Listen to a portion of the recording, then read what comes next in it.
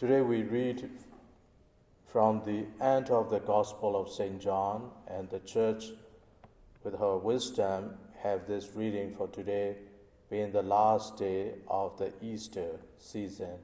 And tomorrow, with the Pentecost, we begin to see how the church was born and how the church started its life through the guidance of the Holy Spirit. The first reading is the continuation of yesterday's reading.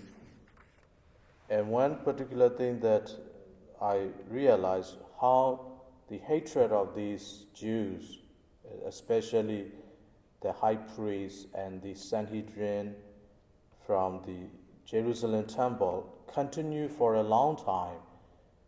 They started with Jesus, broke the laws themselves, trying to sentence to death a man under the law they couldn't do. And for decades they did that, and now with Paul, after a few decades, here Paul is undergoing that. And although he was innocent, they want his life, and thus Paul recourse to Caesar, and now he's in Rome under house arrest. But under house arrest, and like you are in your house being guarded, Paul was wearing the chains, although he was in his own home, not in the prison, but at a lodging, but he was with chains. And today, one particular thing that Paul reminds us, he said to the Jews in Rome, "This is the reason that I have requested to see you and to speak with you, for it is on account of the hope of Israel that I wear these chains." I think that is something really struck me. On account of the hope of Israel that I wear these chains. We wear so many chains in our life. We carry a lot of burdens on our life.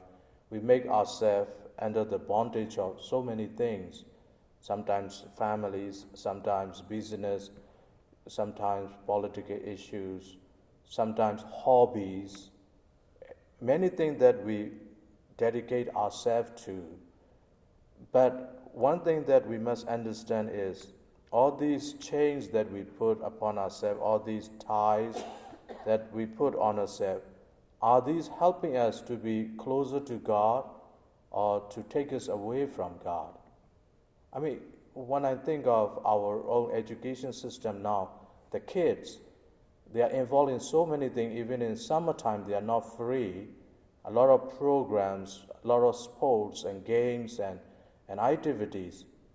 We have to ask, we are allowing them to put the bondage upon themselves. Are these going to help them to grow in their life, valuing families or valuing faith? Or are these taken away from them? If they are taken away from them, we need to be very careful, because we have seen a lot. Sometimes, since I involved in education for a long time, people dedicate themselves a lot, but at the end they lose everything. They break up with their girlfriends or boyfriends or so many things because they are so busy. They become so busy that they have no time for their parents, for their siblings, even for their lovers. That is what St. Paul reminds us. His change is on account of the hope of Israel. And every day we ask ourselves, I myself as a priest, although people know that I am in a small parish, I'm keeping myself busy, literally sometimes too much. And I have to ask myself, are these things drawing closer to God or taking away from God? For example, if I allow myself to engage in so many things and I have no time to pray, then I have to stop certain things, although they are good, but they are not good enough to be a bondage for myself.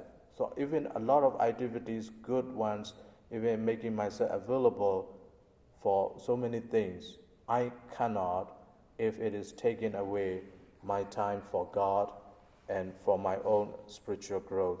So today as we come to the end of the Easter season and to enter to another season in our liturgical life, let us prepare for tomorrow, invoking the Holy Spirit, that we may always be the children of freedom, freedom from fear, freedom from all the attachments, so that we can always be closer to God.